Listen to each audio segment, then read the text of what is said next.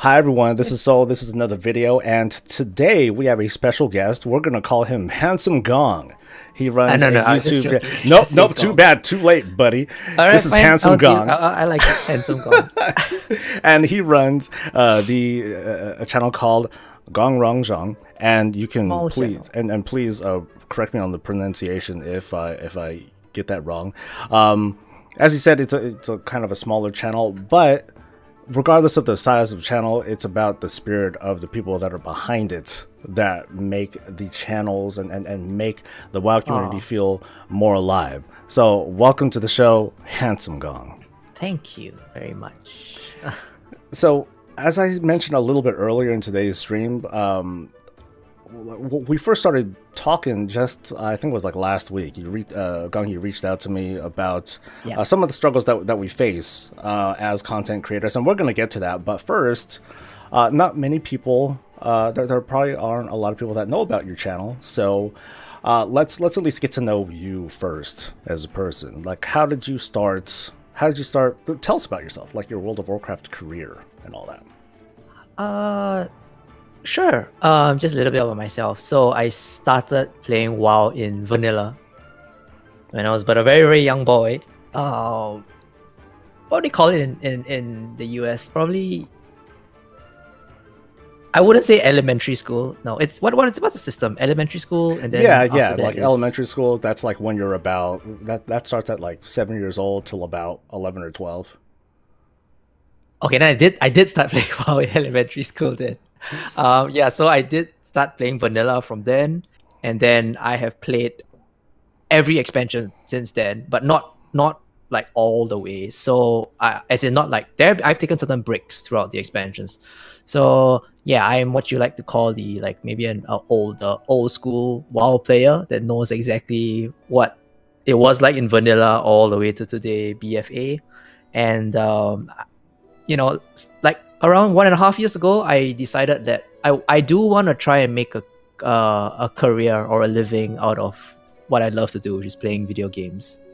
And so I think the choice was very obvious to me. I chose WoW because WoW has been to me, as I think it has been for you and for many perhaps many of your viewers. It's something that was a huge part of my childhood, a huge part of my adulthood. I made lifelong friends here, and I've had so many lifelong memories here, and it's just such a special, magical game that no other game can compare to in terms of the social impact that it has had on me. So I chose it as the game I want to do for creating content out of. Yeah. So I'm taking another glance at your the kinds of videos that you have. A lot of these are reactions, lore stuff. I'm not immediately seeing stuff about your actual play style. So you said you played back in like the vanilla days, all the way up to how things are going right now. So what kind of content were you really into, early on as opposed to now? Like, has that changed at all? Okay, so I'm someone that wants to push progression. And I know this sounds weird because my channel started off as a lore channel and still very much is. How that came about was because I stumbled into, so when I first started creating videos for a while, I just created any kind of videos I wanted, right? I didn't know what kind to create yet. Underwater NPCs, just like yeah. That's the very first video that I made. Yeah. I'm proud of it, but I don't want to watch it. It's like when you watch your first video, you cringe and stuff, and you're like, oh my god, I sound like that, and my video editing is so terrible.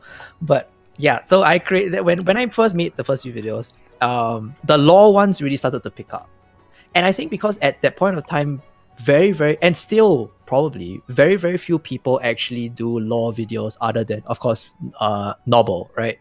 But even then, I think novel lore videos are very descriptive. They're very narrative in nature, and so I always tried to put some sort of argument or stance into my videos, and I think that helped them to stand out a bit. So even though I'm not really a lore nerd, I know that impression has come across because it's the content that I was producing. But as a gamer, as a player, I'm primarily a PvE progression oriented player. High mythic plus keys, mythic raiding, and so on. Yeah. So, how like vanilla? What were you able to get done back in those? Because like for me, I was like I was a solo person. I didn't do any of the like the dungeons or raids or anything. Are you excited for classic? Oh, you're trying to turn this on me now. No, I'm just asking if you're excited for classic. I'm excited for classic, but I'm not all that interested in like, do I want to relive the experience or do I want to like relive the magic? That not so much. Right. It's more like curiosity, because just like you, I played since vanilla. I did my time. I did for 2 years. And not everyone has done that. Even the people that claim, oh, you know, I've been playing private servers, you know, here and there and here and there. But folks like you and me, we did the real shit. You know, we were there. Where boots were on, boots were on the ground. And so for me, I just don't want to overwrite the experience. It's more like, hey, let's take a look at this museum of this old content that I've already done, I've already experienced, and maybe I'll just kind of walk through this museum. But I don't want to live here. You know what I mean? I know what you mean. I took the same approach of I probably just want to level a character through it, but to push progression through it, probably not. So yeah, to answer your question, last time I did go through the entire Molten Core with 40 people, which was just an insane logistical headache, but we did it. And I also did Blackwing Lair and Ankiraj. I didn't finish Temple of AQ, but I did push some progression through it. Didn't do Next Ramus. I wasn't that crazy top 0.1% that did Next Ramus. But even from the very beginning, yeah, I raided very heavily, and I did PV. Did you do PvP in vanilla? I did some PvP because I played on a PvP server, so I did PvP whether I wanted to or not. You know what I mean? So yeah. It was exciting. I was one of those dudes that was over in South Shore, Terran Mill, defending from the evil alliance, South Shore, Terran Mill, and all that. So that definitely brings back some very fond memories. But so what about now during BFA? Like, how is raiding going for you? Like, are you in a guild? Are you pugging your way through? How's that going about? Yeah, so I am in a guild now that is 5. I keep forgetting how many bosses there are in BFA. There are 9. Yeah. 9, yeah. That's up to Rastakan in Mythic raiding. But I haven't been going for raids recently, but that's something that we're probably going to talk about later. But as of right now, yes, the guild is 6-9 Mythic. Yep. Have you raid leaded at all? Is that your thing, or I have co-raid leader as the main tank in Wrath of the Lich King. I was a paladin. I was a human protection paladin. A human. Good. Hey, nobody's male perfect. Human protection paladin. Yes, a perfect stereotype in Wrath. Yeah. Right on. All right, so let's. I guess we'll cut to something to ask. So I'm seeing that your first video was a year ago. It's 2019, and you played since vanilla. So what was it that got you interested to be like, you know what, fuck it, I'm gonna start making videos? Like, what changed between you, or what inspired that, I guess? Well, I went through the normal route of what can be called normal. Well, it's normal in Asian society. I don't know if it's normal in Western society. I went to school, and then I went to college, and then I went to university. Got a degree that's completely irrelevant to the real world. And then wait. So, you gotta share. What kind of degree is this that has nothing to do with the real world? I got a degree in history. Hey, that's still the real world. It's just the world from before. But, yeah. Okay, the skills that you learn are applicable, but the actual content is 1 year in, 1 year out. Yeah. They say that getting a history degree is a great path towards being a teacher of history, which isn't a bad thing. It's not a bad thing. And ironically, I ended up doing law videos on the channel. And here we go. That's this is obviously the natural progression here. So anyway, sorry, you go first. Oh, please continue. I was just saying, to answer your question, I started working, and then I realized that I really do want to pursue my dream, which is to make a career out of gaming. I know it sounds very fancy. I know there's a lot of hard work involved, but it's really what I want to do. And I don't know if you came to the same kind of decision in your life, but yeah. Oh, this is your conversation, not mine. I'll save that. No, I'm not here to hog the spotlight. I'm just thankful enough that I have. You're like the first WoW content creator that I'm talking to, honestly. And I was encouraged by one of my viewers, one of my very good. He's typed in the chat, Sindra Goza. He told me, why don't you? Because I really felt very alone in this YouTube journey, so to speak. And then one day he was like, why don't you just try reaching out to someone? And then I remember that Soul, if you guys don't know, Soul actually mentioned me on his channel. I can't remember how long ago this was, but I do really remember it. I was very thankful for it. And so yeah, you were the person that I went to search on YouTube. And then I saw your video about you actually feeling some of the same things that I was feeling. And I was like, holy crap. Maybe I should reach out. Maybe this is really the time for me to reach out to you. And then so I did. Yeah, and here I am today. All right, so I mean, we'll get to the specifics on that in just a bit. But yeah, something that I've observed, Sure. a friend of mine, John Bays, I don't think he's, I think he left chat a little while ago. He was talking about how he was trying to reach out to some other YouTubers about doing interviews or just chats and talks and conversations to, one, maybe promote themselves, but two, to just kind of demonstrate interactions between the community. And he got blown off in what he described as a very rude way, and that's really unfortunate. Oh, really? It's something that helped me to inspire even mentioning other YouTubers and such was another channel called Mad Season Show. It's a pretty big channel, starring a guy with a very calm and I'm very familiar with him. Very soothing voice. Yes, but he mentioned me during some videos, YouTubers that he watches, and that gave me a nice bump. And I was like, hey, that's cool. Maybe I'll pay that forward and see if I can help to influence that sort of culture where every now and then channels promote each other and give each other a little bit of love, well beyond the whole, hey, here's a tweet, here are the people that I watch, take a look at them. I wanted to at least feature folks just like a little bit more. So I asked people, and it wasn't just me looking around and where's the channel, let me find someone. It was people that suggested your channel a number of times, and so I looked at, I was like, okay, who's this Gong person? Who's this handsome Gong person? So I looked and I was like, oh, he does pretty good stuff. I'm so jealous of him. I guess I'll feature him. so I did. That's almost honestly how I what was going through my head about it. But I think I do think that's really important, that the journey of content creators or people that want to share what they have to say about the community, about this game that we enjoy playing, or any game that we enjoy playing, is to not be alone. It can be a really lonesome journey, sitting here in your little ass booth with the glare of your screens on you, and it's quiet, and you're hoping that when you hit that publish button, that there are a handful of people that will take a look, that will hit those like and subscribe buttons, or will interact with you and speak back to you, because you're speaking out to these people, and you're just kind of hoping that it's like putting a voice out into space and hoping that space answers you, so I get that. So let's cut to now. Let's cut to how this conversation came about.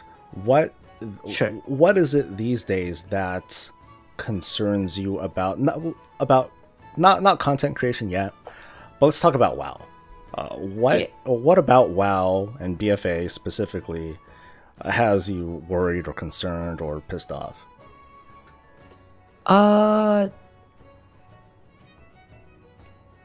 Okay, that sounds like I need to give a very long answer to that. What about BFA concerns me? You have the floor, handsome Gong. It's all yours. I think there are concerns that you probably share to a degree, in that, for one, the game isn't doing very good, and I think most people would agree with that.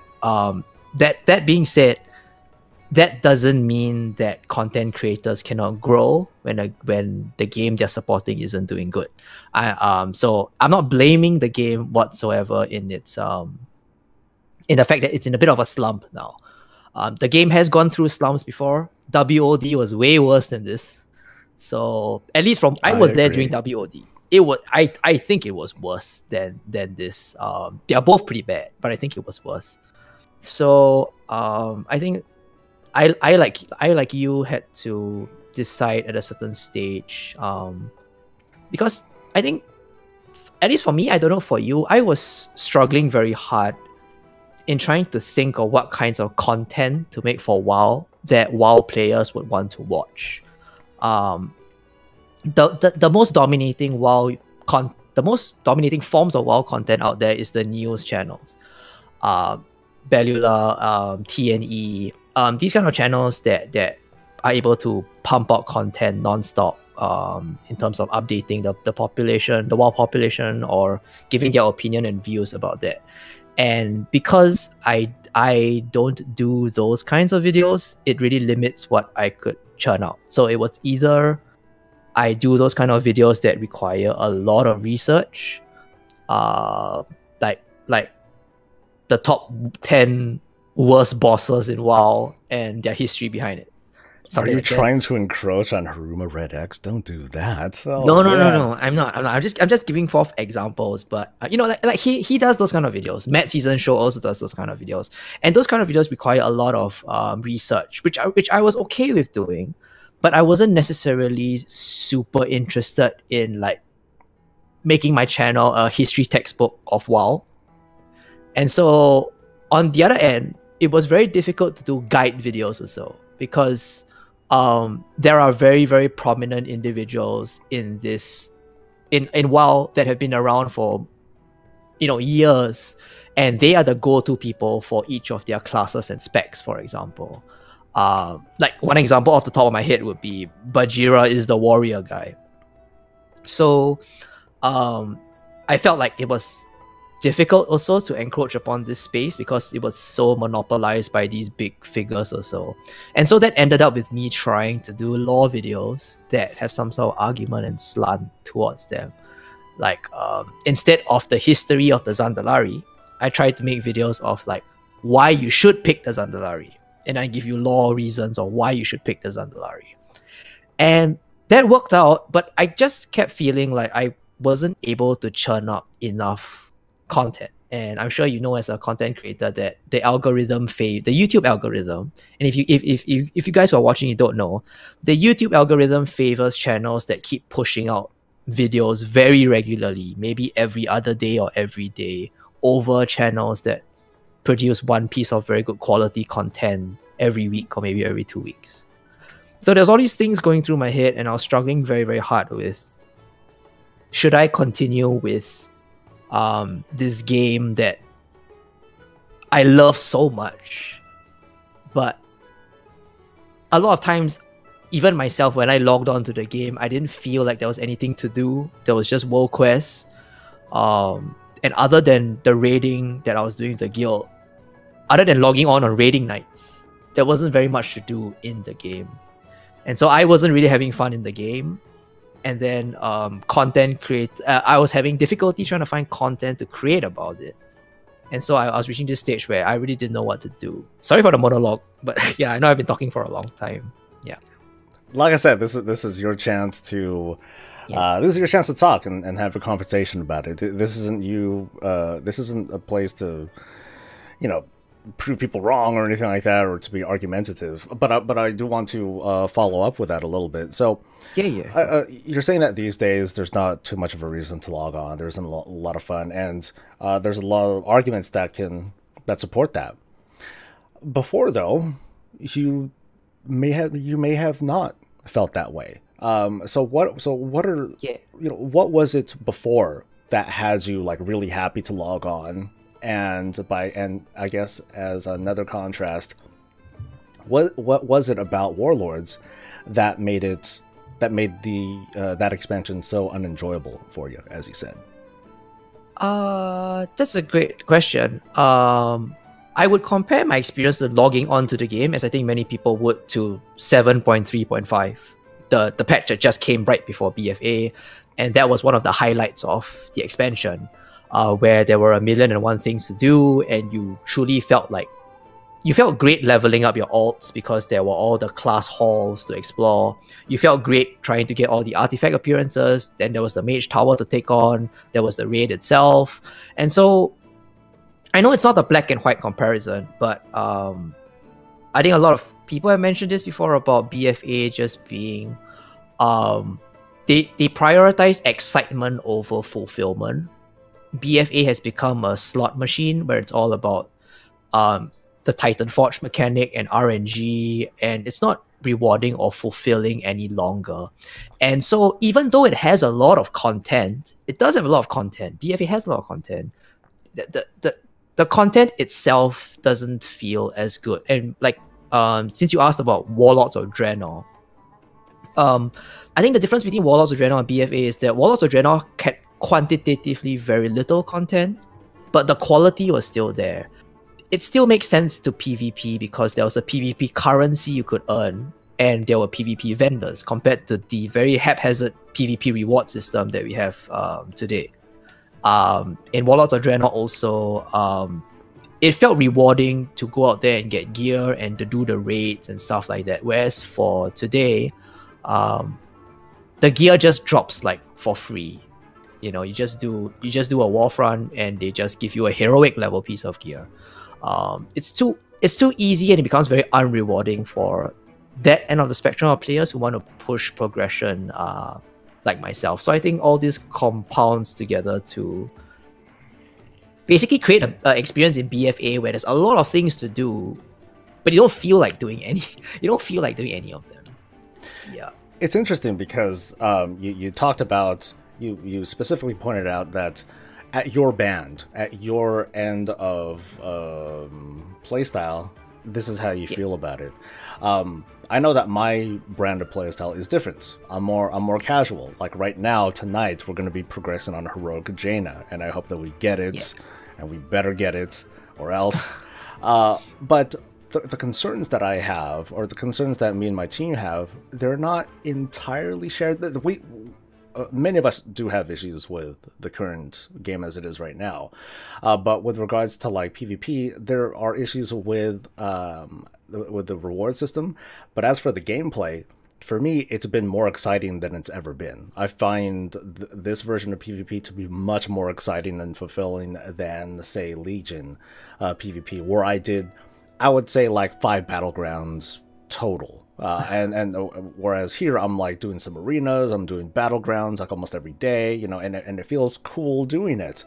You know, whether I'm winning or losing, it's just a more exciting thing to do, as opposed to how it was before. But you know, there are still issues. And with regards to raids, yeah, there are issues with things like Titan forging that threaten the fulfillment of getting gear. But because where we're at with heroic and the routine that we have these days, like, we kind of know how things go these days. It's like, okay, cool, we got Heroic Jaina down. What are we going to do next, guys? Well, we're going to roll alts now, and everyone's going to switch to alts. We're going to do the same thing over and over again, because that's just kind of what we do. But because that's the kind of team, and that's the kind of lifestyle that I created for me and my team. So it's just different. We have different kinds of issues, and that just highlights to me that you know, issues are different for each of the different bands of players, you know, and all that. But yeah, Warlords was doo-doo. It was like all my enjoyment there was taken from like the garrison and making oodles and oodles of gold, because there was no, you know, to my memory, there were people that enjoyed like what was out there, but to me, it's because there was so little to do that I might as well just stay in the garrison and just run alts. And the only time I left my garrison was to either go to Tanan Jungle when it was when it felt relevant, and then I stopped. But then I just went right back to the garrison, and I only left for like raids, and like that was it. So that was a bummer. I was really sad about that. I see. Wait, yeah. So with regards to, so I'm gonna pull questions and comments out of my ass at this point. But when it comes to content creation, Yeah. I totally had a mind fart. I wanted to say something. I wanted to follow up with something. Okay. But do you feel that when it comes to like these big name channels, do you feel intimidated by them? Do you feel like, hey, I could put this out, but someone else is putting something out, no one's gonna want to see my stuff? Is that how you generally feel? I did at the beginning, but then I had a few videos that actually exploded beyond like my wildest dreams. And so I realized there is still a market for new content creators in WoW. I think there is still a market for that, and people will still resonate with you if they resonate with your personality. But I think it's very difficult. For example, it's easier in a YouTube sense, where YouTube your videos appear based on your search tags and whether your title is relevant and whether your content is relevant. But that's if that's so that the system is helping, so the YouTube system is helping smaller content creators. But if you go to something like Twitch, that seems to me nearly impossible to rise up for WoW, because the top 50 names, I'm pulling a number out of my bum, but let's say the top 50 names, they have been so established in the WoW sphere that any viewer that goes on to watch WoW would usually just gravitate to one of those.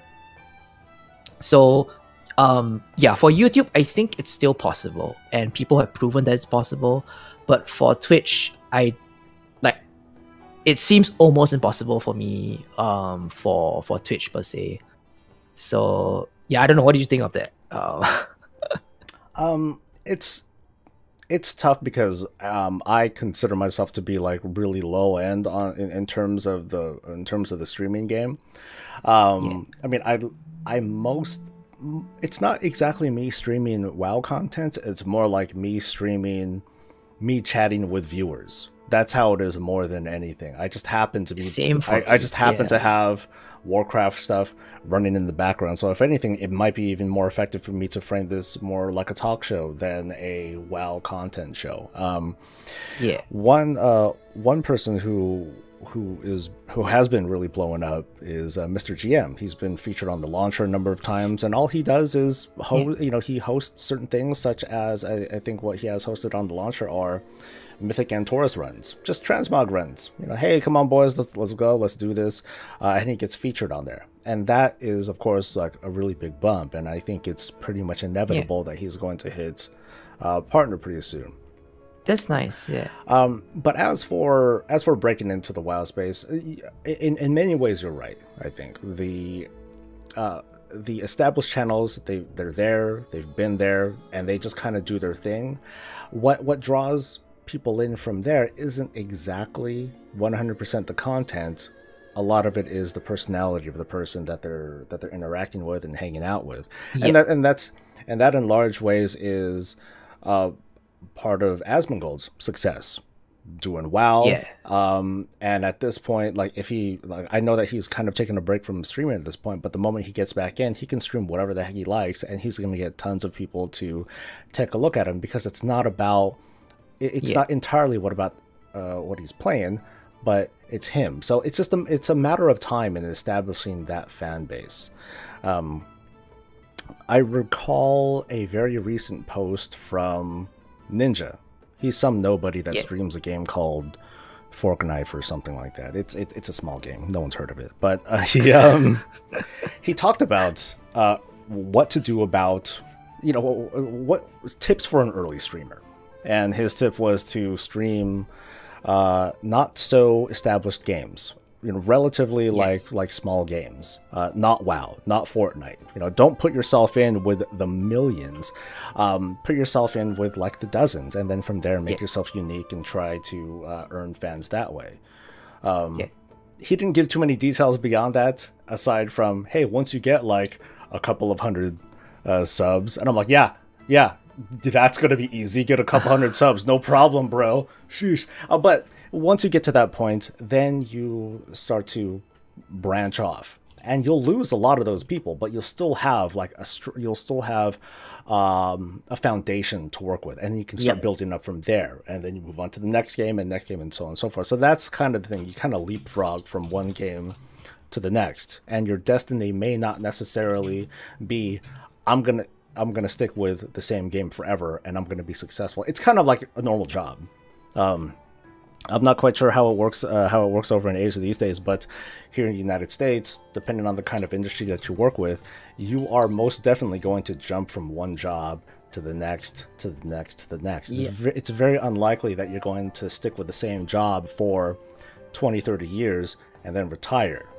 You'll probably either move on, or you'll get laid off, or the company will close down, or something like that. But it's kind of how it feels like. That's how it is these days. So yeah, which is exactly the kind of things that I was thinking. I think myself and like many other players included, not just content creators, are wondering if the end has come for WoW, the slow death, so to speak. Sorry, I know I don't mean to be negative. If you're really, if any of you guys out there are really enjoying WoW, I encourage, just keep playing it. It's a game I still very much love.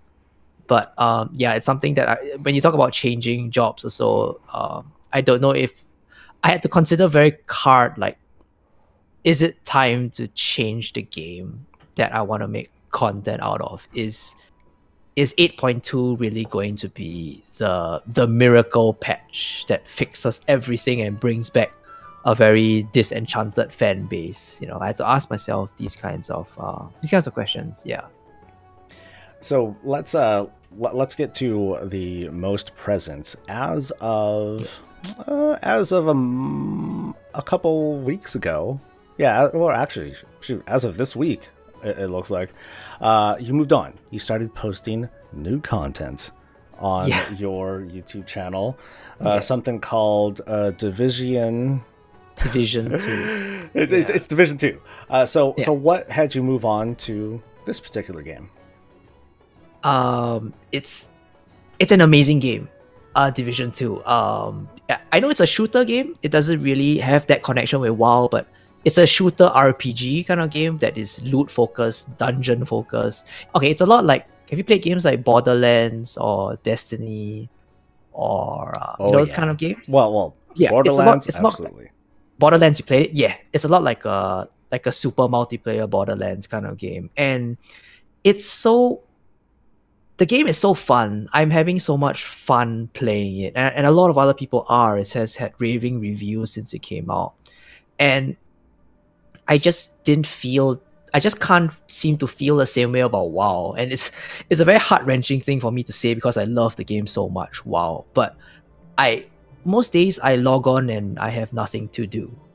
So yeah, I'm very encouraged that you said that your guild still has a lot of things to do and stuff like that.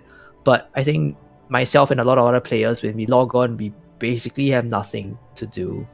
And then I log on to the Division, and then I find myself playing for like 10 hours straight, day in, day out, and it's just so fun. So yeah, I kind of made that decision to transition to another game to make content out of. But like, part of me is wishing someone could convince me like to keep at it at WoW. That WoW isn't, going to, I don't want to use the word die, it sounds too dramatic, but that WoW is still going to somehow miraculously revive itself, and it's gonna be the amazing days of what WoW used to be again. Yeah, I wish like a big part of me is wishing someone could convince me of that, and so I can find the motivation and the drive to create content for WoW again. Yeah. Well, you're not going to get that from me.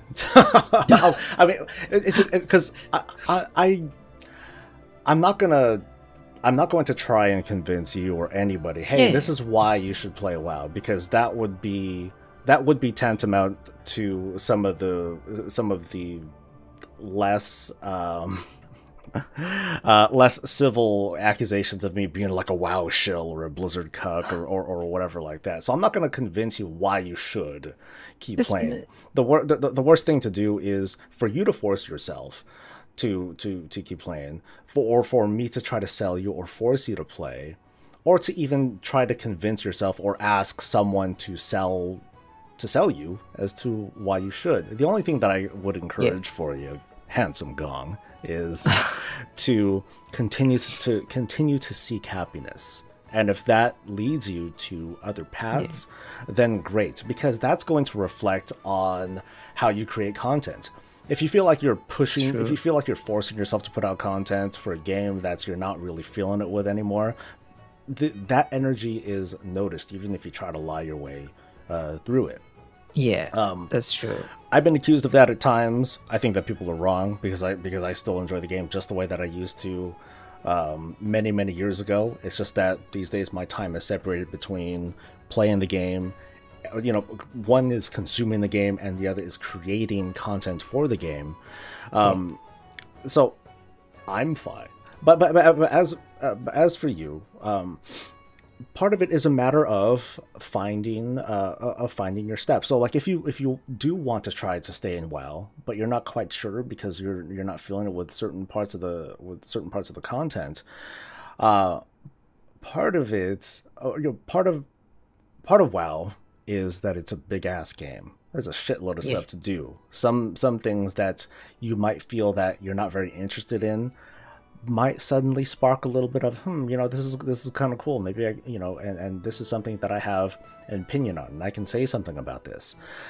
Before, I didn't really talk about lore stuff at all. It wasn't that big of a deal.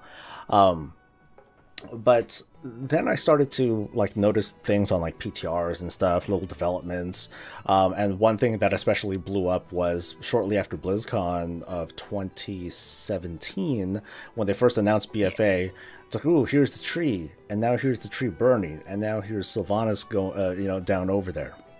What happened? And so, of course, the fandom was blowing up as to like all these different theories and speculation, and I jumped in on that, and that made for a pretty a series of very successful videos based on lores and what ifs and things like that.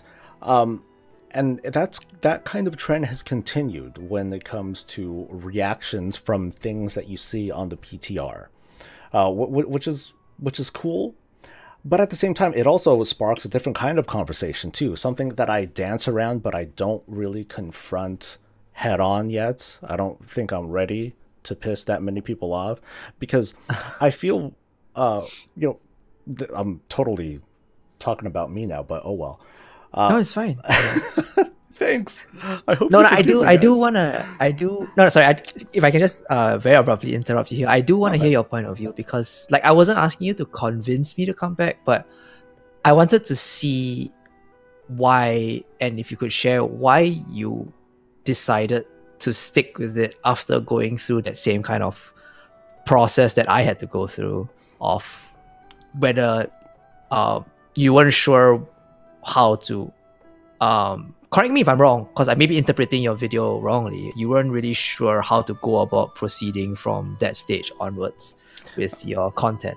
Okay, so I'll clarify. So just to get the context there, a couple of weeks ago now, I posted 1 or 2 videos where I talked about myself personally and how the channel's going, and how I felt that the expectations that I set for myself weren't being met, and I was trying to decipher why. I was looking at what worked among other channels as well, and also what didn't, and I tried to understand it. So I just kind of vomited words for a while, trying to, and I was just thinking out loud how to explore this sort of conflict that was rising in me.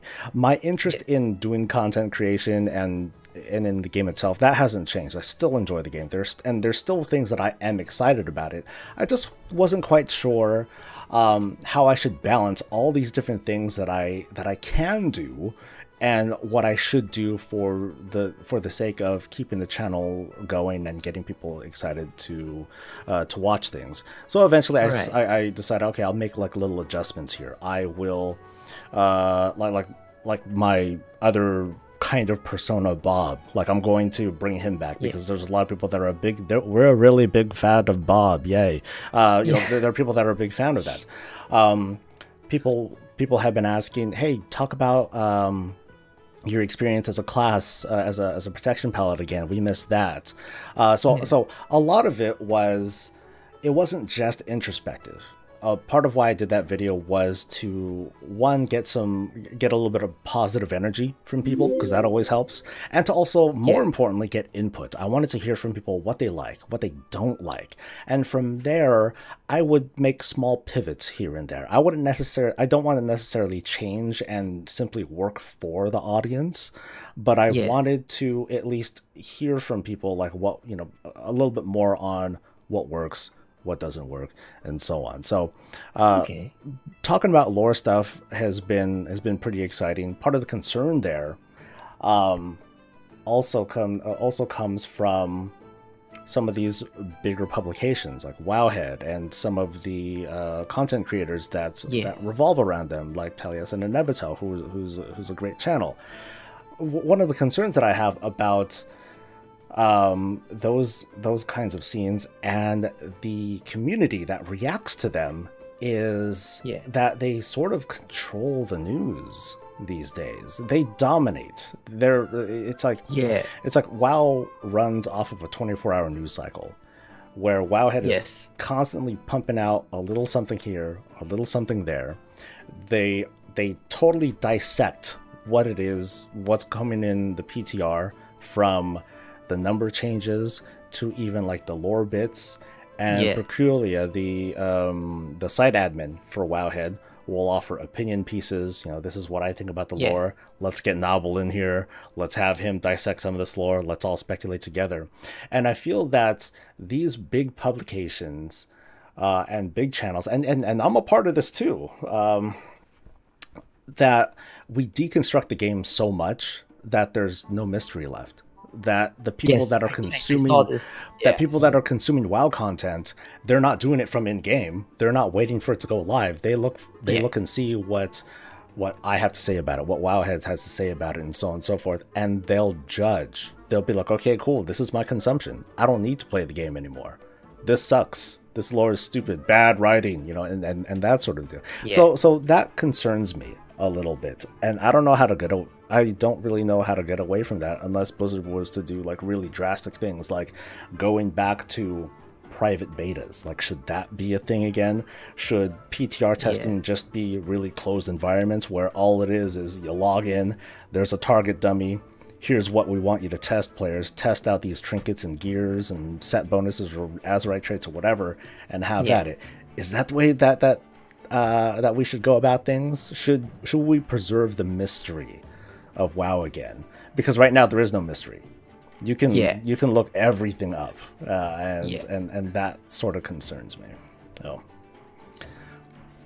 it's a legitimate concern. I even saw one of the developers say, like, the lore developers, I don't know where this was from, but it was very recent, maybe about half a year ago. He said that they purposefully put false information in the PTR story-wise, just so that people will just to see the reaction from people when it gets leaked, because it always inevitably gets leaked, and then they may tweak the story from there. So yeah, I completely understand what you're saying. So are you saying, like, so a lot of the content but it leans towards reactionary pieces? That's what I have noticed. I mean, a recent video that got a lot of traffic was reactions from the war chiefs when, spoiler alert, Bane Bloodhoof gets arrested for his actions against the war chief, and people reacted to it. I talked about the Horde leaders' reactions. I gave my responses to that. That blew up. Whoop-de-doo. And this is nice. But that was PTR content, and that's not something that I'm entirely comfortable talking about, because, as you said, things can possibly change.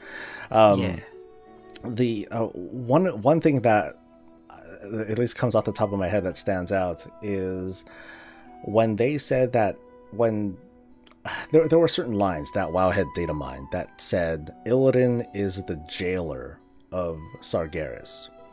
And this is a light thing. This isn't something to be taken too seriously. But that data mine line never made it to the game. there were multiple people that referred to Illidan as like his jailer or something like that, but at least from my research, I haven't found it at all. So I concluded, okay, is he really the jailer of Sargeras, or is he just like a fly that happened to be a stowaway? And the Titans are like, dude, there's a night elf here. He has Sargeras' powers. Oh, let's take that away, and he can make coffee for us now. Thanks, Illidan. And Illidan's like, what the fuck is going on? So there are things to kind of interpret from it, but that's like small potatoes in the grand scheme of things. But it opens up it opens up that sort of vulnerability when it comes to all this data mining and speculation that we're prejudging the game. In my opinion, we're taking PTR builds, we're looking at lore, most notably lore, since you're a lore-based channel. We're taking a look at these things, and we're judging, we're reacting as if not as if this is data mine content or subject to change, even though we try to throw up disclaimers like that all over the place. But people will still judge, and they'll be like, oh, I can't believe that Blizzard is doing this. This is so bad. But then in the next build, there's a change. Oh, now we get player choice. We're not just hamstrung into doing what Saurfang says, or to doing what Sylvanas or Nathanos says. There's like more to it. But then the reaction from players and fans and critics is, oh, it was us. We did it because we rallied together. Gamers rise up.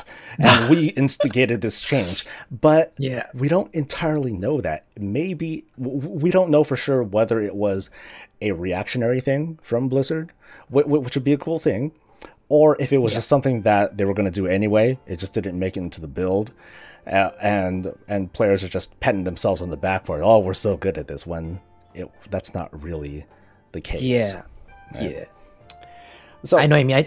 Sorry, did I interrupt you? Sorry. No, please continue. I was just going to add on that the other example was everyone was crapping on Bane because he wasn't really doing anything in 8.0, and that everyone's like, he's a piece of crap and he's a piece of shit. But then it showcases that they already have the story planned out, and that in 8.1 he actually does this thing of betraying Sylvanas and stuff like that. And I think it's just because in the context of the game, the story can't be told immediately. It has to be told over patches. And so it's not always what we think it is, but there were like a lot of videos coming out about how Bane is the worst war chief ever and how Bane isn't doing anything. A lot of forum posts also. So yes, I know. I get exactly what you mean. But were you referring to this in terms of speculative reaction videos kind of thing? Yes. I mean, when it comes to making that content, for the most part, that content works. Because there's a clear indicator that there are many fans who are interested in either just knowing things in advance, or they just want to be part of the whole speculative bandwagon. I mean, there are very, very big fandoms that exist, not just for the World of Warcraft, but for other franchises, like notably Game of Thrones. Game of Thrones is a huge pool has a huge pool of speculators, and I've seen people that do just recaps and thoughts on these recaps, and they're very well done, high quality, but they get tons and tons of traffic because people want to know what's going to happen in the end. Like my wife, she's pissed off. She's like, I want the next book to come out. Mr. Author person, when is this book coming out? It's been X number of years. And there are many people that feel the same. So we fall into that, well, if we don't know what's going on yet, we're going to try to fill in the gap ourselves and try to speculate because it's fun. And I find it fun too. It'd be more fun if I'm right.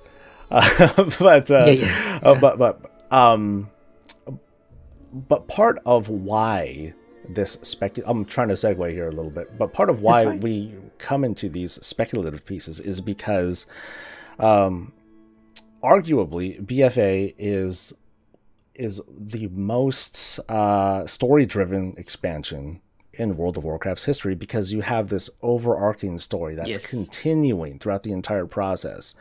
And maybe I'll talk about this in another video where that goes into like a historical look as to how story has changed, or how storytelling has changed from one expansion to the next to the next. Unless you happen to do it first, oh well. But no. But here's the thing: like, if you have, whenever you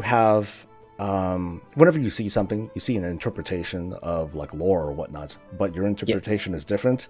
That's content. That's something that you can speak of. So going back to what I was saying, BFA is a very story-driven expansion. If you think about Legion, it had very closed off chapters that starts and ends for the most part in that patch. There isn't a lot of follow-up. It's like the Suramar story is for the most part done in one go, with the exception of like some of the insurrection campaign, but they were still very start to finish stories. Whereas with the BFA, you start with the War of Thorns and then the tree goes down. Oh shit, then what's going to happen? You have these chapters, but then there's an immediate reaction to, oh my god, what's going to happen next? When it's all said and done, if BFA was rewritten as a book, it might be an okay book. But as it is right now, I think that one of Blizzard's weaknesses here, and unfortunately, between Christy Golden, the writing team, and the development process of the expansion itself, I don't think they're doing a very good job of separating the narratives here, because we're getting one controversial moment after another, after another, after another. But between these controversial moments are patches. We gotta wait a pretty long time to find out what happened. It's like watching a TV show, but it takes like 2 or 3 months to get to the next episode. It's a long ass time, buddy. And in the meantime, you're having these feelings from players and critics and fans festering and growing and becoming more intense. And then the players start attacking each other like, you're wrong. Screw the Horde. No, the Alliance smells, bro. And so you have that. Completely agree. Yeah. And I think that's something that players haven't fully understood. So I want to try to express that a little bit more. And I'm not saying that players are wrong about how they feel about the story. I think that, like I said, there's an issue with the way the story is being separated into these different chapters. It could be done a lot. It could be done a lot better. Because this story, I think, would be better as a book than a game. It is. It is. Yeah. I don't know if you're aware, there's actually 2 90-page books before the events of BFA, just before. Are you talking about Elegy and A Good War? Yes. Did you read them? They were good. I liked them. I read The Good War. I skimmed through Elegy, and like these books really showcase all of Sylvana's motivations, and you actually understand why she's doing what she's doing. But if you're just playing the game, you'll think that Blizzard's writing is complete dog shit. Exactly. They're not able to explain it in the game, or they don't want to for whatever reason. Yeah. It's a challenge that I think that they failed at meeting, but it's something that they still need to. That I hope that they're still working on, because to me, Elegy and A Good War, that is the War of Thorns. That's canon to me. Whereas whatever is playable in game, it's just kind of a hodgepodge. It's very watered down by comparison. Yes. None of the drama is there, none of the intensity, and of course none of the feelings that are behind it, because it is arguably easier to write a book than to express that in an interactive medium like a game. So if I were to rank, it's like it's easier to write a book than it is to make a movie, than it is to make a game. That's kind of how I'm taking that. There are challenges there's a challenge that Blizzard put for itself, and it failed to meet that challenge. My hopes are that in future storytelling in WoW, that they'll revise this sort of that they'll rethink this, because I'm not too sure about the whole multiple perspective sort of dealy. I do like that I do really like that there are separate stories for Horde and Alliance, but when they really start clashing together, it feels really imbalanced. How do you feel about so I don't think I asked this. Do you mostly main an Alliance player or a Horde? I am Horde, but I am Alliance at heart. I am Horde because all my friends are Horde. But if I could make a choice, I would be Alliance. I'm like the little kid that wants his knights and castles fantasy kind of thing. So like Stormwind and Ironforge really resonate with me. The Horde culture and architecture doesn't. I'm not a role player, but if you're talking about on a level of immersion, yeah, the Horde doesn't. But I've been on the Horde since forever because yeah, all my friends are on Horde.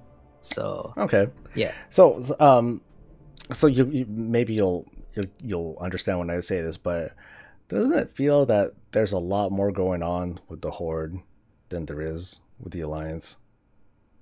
Yes. Did you see this quote?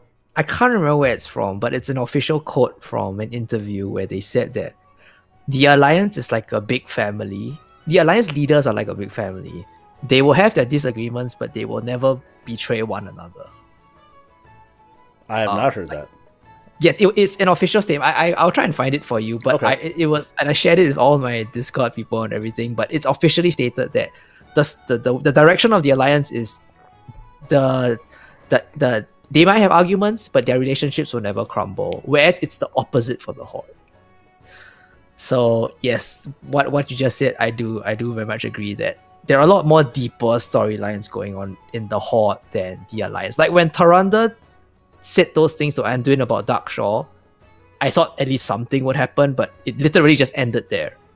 Like I was really disappointed with that one, because I was like, oh, this is it. This is setting the stage for, I don't know what's going to happen. You know, is it going to be Tyrande breaking off from the Alliance? Is it going to be like an actual fracturing and all that? Exactly, and right. It didn't quite turn out that way. Although it remains to be seen, because it feels like if there's a timeline that's going on, if we consider the timeline of the Horde and the timeline of the Alliance during this expansion, we're just seeing a lot more acceleration with the Horde than there is with the Alliance. Like the last thing that we've seen from the Alliance is Jaina is fine. She's healed up after the Battle of Dazar'alor, and tada, she gets Derek back. I was hoping that she would at least still have like bruises on her face, or that she'd have her arm on a sling, because she looks untouched, and I'm like, man, I'd like to think that we jacked her up at least during the Battle of Dazar'alor, or like she's like in a wheelchair or something like that, or she's like on a crutch, but she's not. She's untouched. It's like, oh great, you know, I guess her mage food is like really that potent and awesome. But yeah, there just seems to be so much more going on with the Horde, and I feel bad, because it gives less for the Alliance to be excited about, or feel like they have. There's less to look forward to when it comes to the Alliance story, especially with that quote that you had mentioned, that if the expectation is that the Alliance the bonds between the Alliance may crack, but they will never shatter. Whereas with the Horde, it's like, oh, you know, we all might be Forsaken if we go to sleep, so don't sleep here. There's a Forsaken hovering over me, or something like that. But to me, it feels exciting to be a Horde player, because you gotta watch your back. How many people around me are sympathizers for Saurfang and like the honorable Horde, or who's just trying to get by, who just wants to side with Sylvanas because she clearly, at the very least, wants to win the war and ensure the Horde's survival after even though she started it, but minor detail. So going back to like being the consecrated, there's a lot to look forward to, at least from my chair at least. There's plenty to be excited about, because there's plenty more story to tell. There's plenty to dissect and understand and re-understand, and to push back on when it comes to these many developments that are going on. There's a lot going on. I plan on something that I'm speculating on at the moment is, if we go into the present of what's going on in the BFA storyline right now, Bane Bloodhoof has been captured. We have no idea where he is right now, and I think that it's kind of important to find out, where is he? Where are they taking him? Because I admit that I'm looking too deeply into this, but if you consider Horde politics, where is the best place to keep Bane Bloodhoof? Should he be taken like straight to Orgrimmar? Or should he be held like in kind of custody as a political prisoner, like as if he's like under house arrest in Thunder Bluff? So it's like, okay, he's there, he can do what he wants, but he just can't leave or something like that. What are the conditions of his incarceration, considering what he's done? I don't know. Those are fun things to think about. And that's kind of the approach that I take when it comes to my coverage of lore. And there are other, of course, Novel looks at the historical facts. Pyromancer just goes to the moon and beyond with his sorts of speculation. And I like dabbling in some of the cosmic stuff too. I think that's a ton of fun. So I'm hoping that. Not like I said, I don't want to force you to keep playing WoW or force you into things that that don't interest you. But I just want to point out that there are still many interesting, multifaceted things about the World of Warcraft when it comes to the lore, when it comes to the gameplay, and there might be things for you to discover that might not have interested you yesterday, but might interest you tomorrow. This sounds so deep and profound. I try to do that, but I sound so not serious about it most of the time, or I make such a goofy face doing it that it's like, I'm not going to take you seriously, dude. But yeah, so I mean, I'll look forward to your so-called speculative. I mean, we can call them discussion videos on what the lore, the lore stuff that's going to happen next. But yeah, you're right. There is going on a lot in WoW. I don't know if I'll come back to the game or not, but I was hit very hard by, all the factors previously that we went through just now, and there are other factors like I don't know if you watched Belula's video. I mean, it's not his latest video, but one of them talking about how there's a steep downtrend in the viewership of WoW content creators. And then he himself went to make another channel, and then you see people like Asmongold dropping out. Not that he's, okay, I won't comment on him, but yeah, he is still the number one WoW streamer. He drops out. Well, I think he stepped away for like different reasons. I didn't watch his latest update, but I recall it was partially health reasons. Being burnt out from streaming altogether. So. But he says he basically doesn't enjoy the game anymore. But I love the fact that you still enjoy the game. That's very encouraging. But yeah, I don't know. So I guess that's the other thing. It's I enjoy the game. I'm concerned about the game. But I'm not going to make videos where I'm just going to keep saying I'm concerned, because that doesn't feel fun to me. That just feels like I'm a Debbie Downer. And that's why I haven't watched very many Belluar videos in quite a while. In fact, here's me again giving me a reason to talk about myself. One of the reasons why I started doing YouTube videos about the World of Warcraft is it was during Warlords, and I was watching kind of a back-to-back thing where Belluar and Asmongold they were trash talking certain parts of the garrison or something like that. They were trash talking something about Warlords, and I just kind of like tilted my head and I was like, I don't agree with this shit at all. Like these guys are just talking. They're just trash talking and being cruel about it, and not even giving real feedback. They were just like, kicking, and I'm like, I could do way better shit than this. Here, let's do this. And that's why that was it. That was all that it took. I'm like, I could do this, no problem. But of course, motivation doesn't equate to results and all that. And so here I am, being as world famous as I am today. But that was why I did it, and that's the foundation of what I do. I like sharing concerns, but I also like talking about, well, here's some, you know, good and honest feedback as to like what possibly Blizzard could do next. And, you know, most recently it's with the whole possibility of a level squish. Will it happen? Preferably I don't want it to, but it might happen. Well, what do you think of the idea of a level squish? What do I think of the I left a comment on your video. I don't know if you read it, but if you did, I will be parroting what I said. I think I have read it out loud and I forgot because I'm awful. I'm not an awful person. The level squish has no point if you don't actually make the leveling process rewarding. It makes no sense to me whatsoever. So you'll be doing like Molten Core at level 20. It doesn't make any sense whatsoever to me. And like the stat squish happened because basically the numbers were too big. We were doing like 2 million DPS. And so those numbers were scaled down just for the sake of the numbers. But the problem with leveling is not in the fact that we need to level 120 times. It's that those 120 levels don't feel very fulfilling. That's the core problem. And squishing the levels might even make it worse, actually, because it takes twice as long just to level up one time.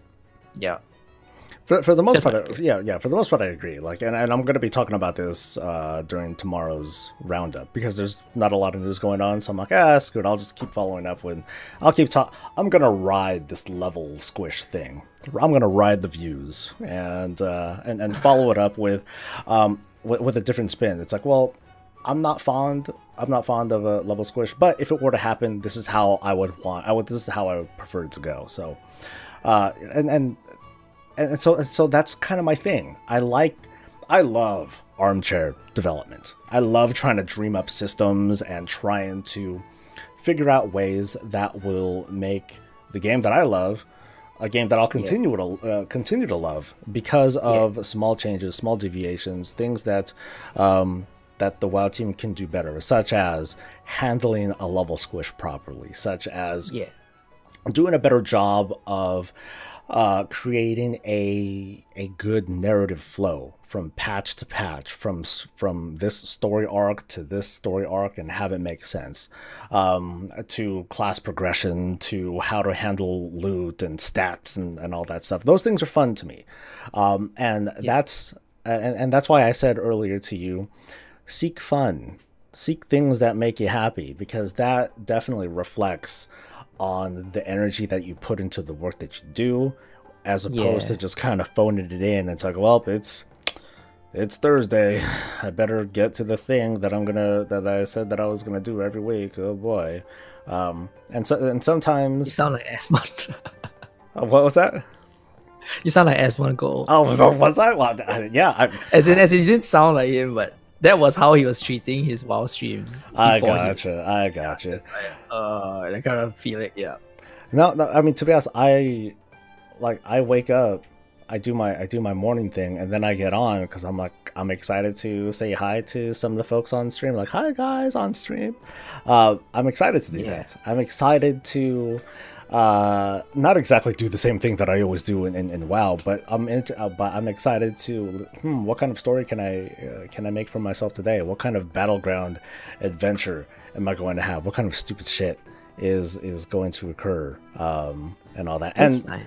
And there's still so much more game for me to play, because I still have gone through. I've only gotten a taste of the World of Warcraft post Cataclysm, like the Eastern Kingdoms and Kalimdor, those old zones.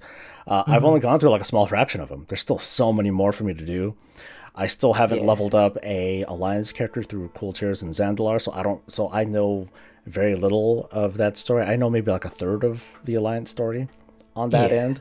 So there's a lot for me to look at and discover, and to gawk at, and to make fun of, and to talk shit about, and to praise too, because that happens every now and then. There's WoW's a big game, and once I'm not done exploring it. When you feel that you're done exploring it, then yeah, turn your back on it and don't look back. That's a positive way to end it, huh? just walk away, forget it. You're done. Explosions going on behind you. Because cool guys don't look at sunglasses. You walk away. But yeah, sorry, I just want to ask you one more thing. What do you? Because just now you were mentioning about some of the. Okay, I can't exactly remember what you're talking about, but I want to ask you, what do you think about making like very opinionated pieces of content? Because I think in my own content, usually I try to make a balanced approach to it. Like why is WoW, for example, if I talk about a very controversial topic, like why is WoW, why did they remove the portals, right? Let's say a recent topic, why did they remove the portals?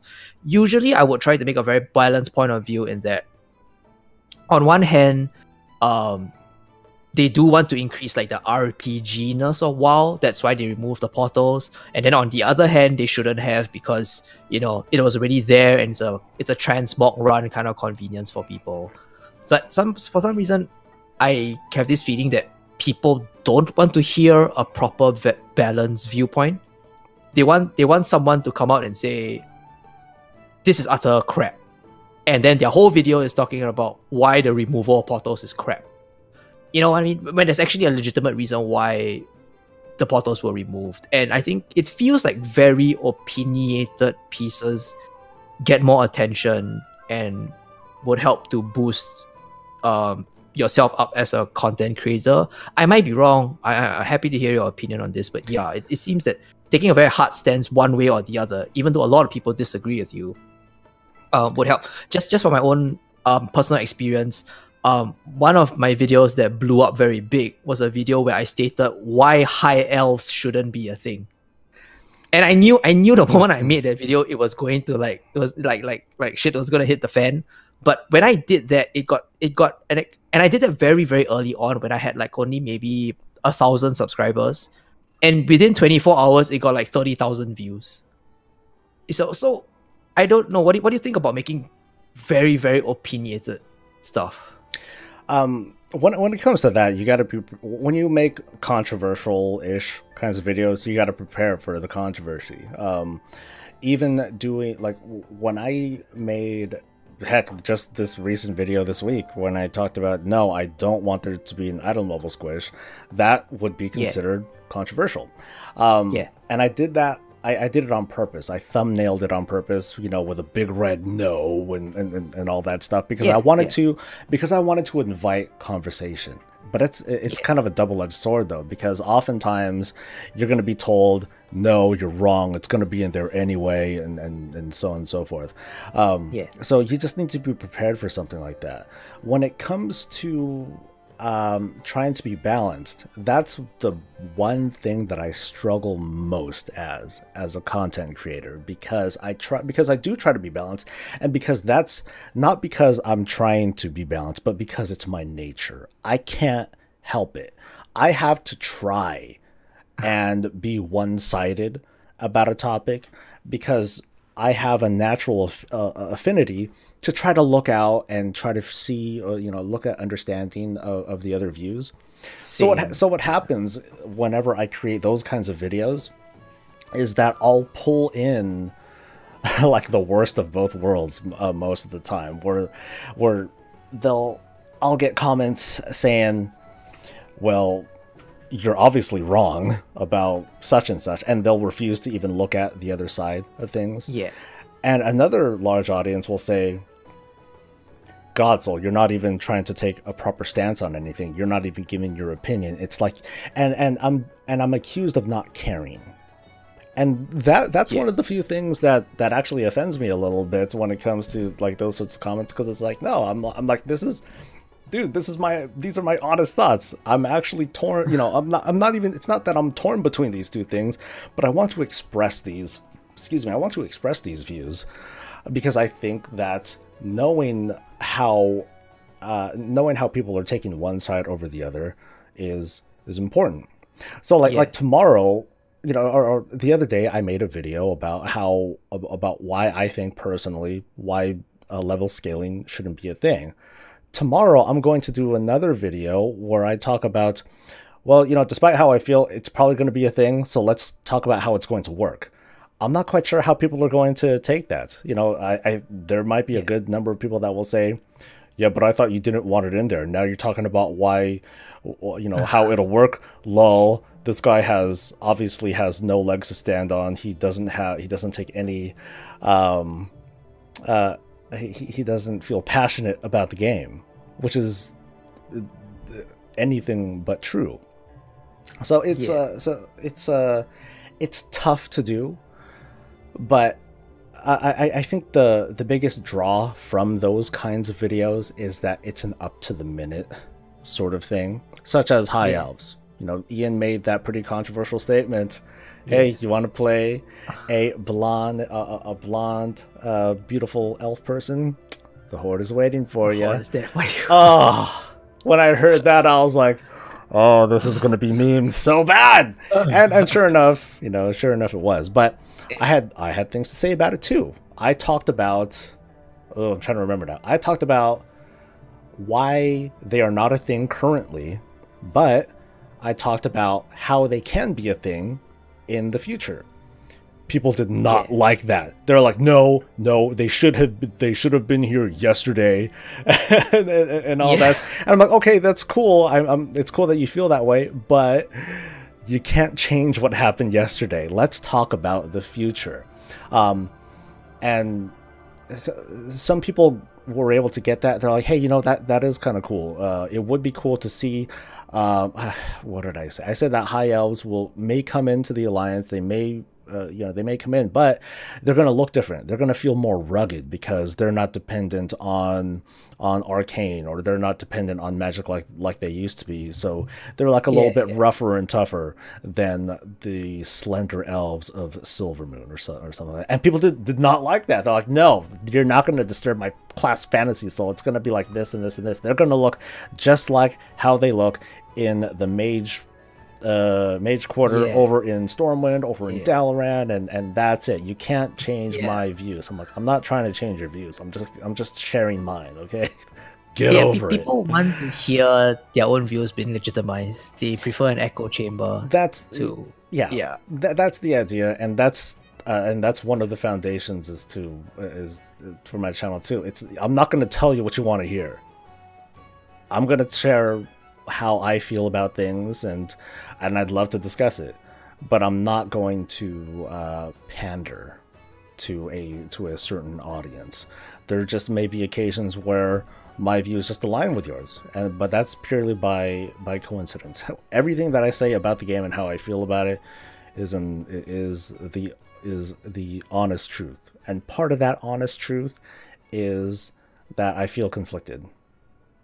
That's really that. Yeah, that's genuine. Yeah. In short, though, controversy is generally fun. It tends to get decent attention. Sometimes a video will just kind of come out of the blue, and it might blow up, but you're taking a big risk there, because sometimes it just may not take off at all. Like something that you put your hours and hours into, it's like, oh, this is gonna be cool, people are gonna be fascinated by this, but you also need to be conscious about what people are looking for too. The whole search engine optimization sort of dealy.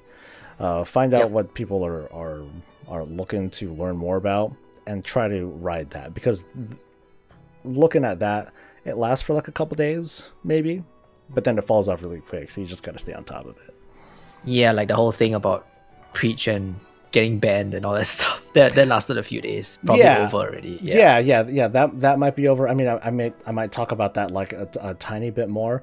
I didn't even know about it. That's how awful of a content creator I am. I did not. Well, like I talked about it last week and I made a quick joke about it, and like that was it. And then I learned like just this past Monday, I'm like, oh yeah, Preach got banned for 30 days and such. I'm like, wait, what? Really? Damn. What At first, I'm like, oh, what an idiot. And I'm like, then I thought, well, damn, I didn't cover that. Ah, son of a bitch. But that sort of, what did you think about that? Let's talk about that for like a quick second, and then we'll wrap things up. All right, sure. what I think about the bans. Yeah. I don't think they were very fair because there were worse exploits that happened just before this one. The Cauldron exploit. I don't know if you know about the Cauldron exploit. I did not know about a Cauldron exploit. Okay, the Cauldron exploit was, these cauldrons that came in with the alchemy profession in 8.1.5? Yeah. Basically, the cauldrons were spawning infinite flasks. And so there were people who got like thousands of flasks and just made a boatload of gold and completely screwed up like certain servers' economies. Oh, is this about the new alchemy item that came out of that? New alchemy profession. Okay. Yeah, and nothing happened to them. And this just happened a week before this thing happened. So this thing happened. And so Preach was saying on stream, I don't think anything's going to happen because leveling up my own character doesn't affect anybody else. And then suddenly the giant ban hammer came in. I don't think it was fair because they weren't prepared for it. But based on the offense alone, it's probably fair because the big thing is that their characters actually don't get rolled back. So he literally leveled up like 8 characters and then he got banned for a month. Which is less time than a normal person would actually take to level up 8 characters. So he just like he basically profited from that. Which still perpetuates the theory of exploit early and exploit often. The WoW meme. Yeah. That sounds about right. Yeah. Yeah. So, I don't know though. Did the Cauldron exploiters like stream what they were doing though? They didn't stream what they were doing, but people who didn't stream also got banned. Like, there are entire guilds that got banned because all their members spread it to one another and the whole guild did it. And so their entire mythic progression has been blocked for like a month. That kind of thing. So, yeah, not only did the streamers get... He got banned with that giant ban because he streamed it. Yeah. But other people got banned too. So I do wonder, like, if it wasn't streamed, if it wasn't highly publicized, thanks to like big streamers like Preach, and I think there was another person, someone from Method, I think, also got banned. Josh. Yeah, Method Josh. Yeah, he got banned too. I think if it wasn't for that, then it might not have been as big of a thing, because it's possible. Because the way I see it, I know one of the arguments that was still going around is, well, Blizzard didn't say anything for days when we reported it, so surely it was like okay. It's like, I don't know, dude. Like, if you're doing weird things to make something happen, especially knowing that, oh yeah, that's right, recently Blizzard, they nerfed heirlooms and they capped experience gains from heirlooms because they didn't want leveling to feel like too imbalanced. But hey, if we do this weird stuff with potions, then we can get like 800% experience and level up really fast. I think it's okay. Yeah, sure. No, man, I don't think it's okay. I think you should like not do it and just report it and shut up. But that's my take from a QA perspective. It's like, if you see something questionable that clearly takes more effort than what an average user would do, then you probably shouldn't do it. I'm surprised that they're not going to do some sort of account rollback. And yeah, so far there hasn't been one. So I'm a little bit surprised by that. If anything, I would say that it would be mishandled if they did say, like, days, weeks later, oh yeah, we're gonna roll those characters back, because I think that would be a very late mishandling of those things. If anything, they should have been longer bans. That's my take. A 30-day ban, that's weak. That's pretty long. You think it's long? I don't think so, because it's such a it's so blatant. It's hard to do that accidentally. Depending on like I would say, like, if you got your buff like twice, then that means you did it then that at least leans towards, oh, okay, maybe you did it by accident, whatever. If you did it by like 700-800%, then you obviously know what you're doing. You're trying to exploit this. You're clearly trying to take advantage of things, and that's dumb. So I think you should get banned.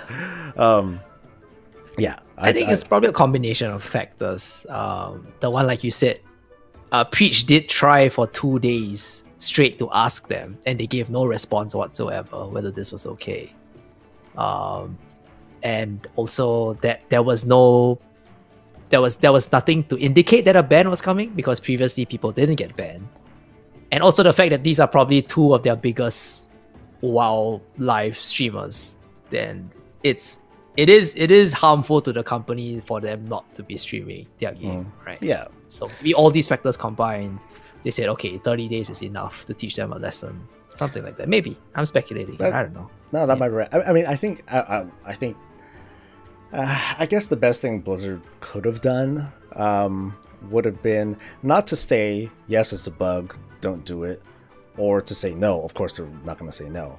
But I think they should have just responded with one of their good old blanket statements and say, well, we don't talk about exploits, but if you suspect there to be an exploit, you probably shouldn't do it, and you should probably just report. You should probably just report it and not do it. Because I remember there were, I don't remember what this exploit was, but there was something else that was going on, and I recall from a tweet that Asmongold was saying, yeah, I had to ban people from the channel, or I had to do something because people were talking about an exploit, and you really shouldn't be talking about an exploit, so don't do these sorts of things.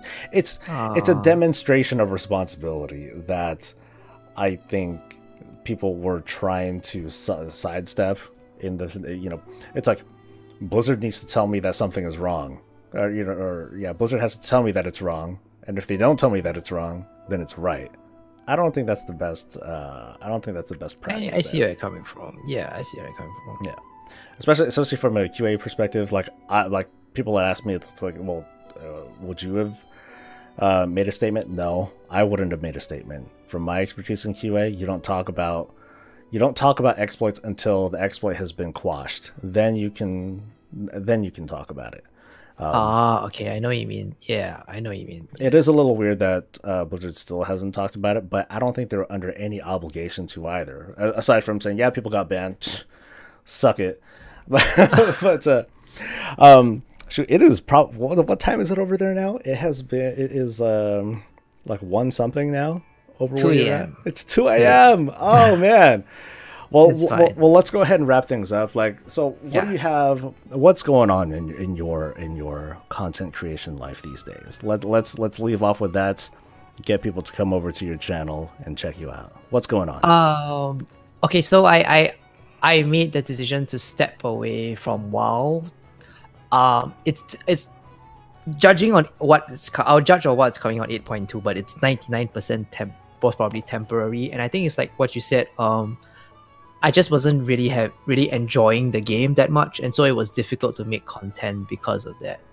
So I apologize if my loyal viewers are watching this. I felt very, very, very bad to stop making content because they have been supporting my journey from the very beginning. But yeah, that's that. I think unfortunately I'm one of those. I'm yet another WoW content creator that has made the decision to temporarily step away from the game until the game starts to pick up again, so to speak. Yeah. So there's no need to recommend my channel or anything because it's probably not going to be WoW content for a while. So yeah. Well, regardless, Handsome Gong over here, he did do WoW content. He did do WoW content videos, mostly revolving around lore. Some little bits of speculation, why to do this, why to do that. Currently, he is doing content and coverage over the Division 2, which is in source now. This is not a sponsored video. This is which, according to him, is a great game, and I've read up a ton of stuff about it. It sounds like it's a lot of fun. I hope it's much better than the first one because I tested out the first one. And I did not like the first one. Even Bellula is playing it right now. right on, man. But anyway, this was Gongrongzong. Check out his channel anyway. He might have something that you enjoy looking at. And Handsome Gong, thank you very much for joining me for the morning show. I appreciate it. Yeah, so much for it's just a delight to be able to just even talk to another content creator. I've never done that before. So yeah, it's really great. Thanks you're so not much. you're not alone, man. And if you want to talk again some other time, cool. Just hit me up, and we'll get to chatting or shooting the shit or whatever you like, man. Yeah, thanks so much for that, really. If you need like any ideas to make for content whatsoever, like seriously, you can just ask me. Or if you need to banter something like this for a video that you need to make, by all means, just please ask me. More than happy. Yeah. Cool, man. All right. Well, Yeah. thanks for coming again, and you rest well. Have a good night, and we'll see you around, right? Thanks so much. Yeah, and thanks so much to all the viewers. Yeah, thanks for having me and being so supportive. Thanks, Cool. man. Thanks, Soul. Cool, man. We'll see you around. All right. I'll see you. Have a good one. Bye-bye.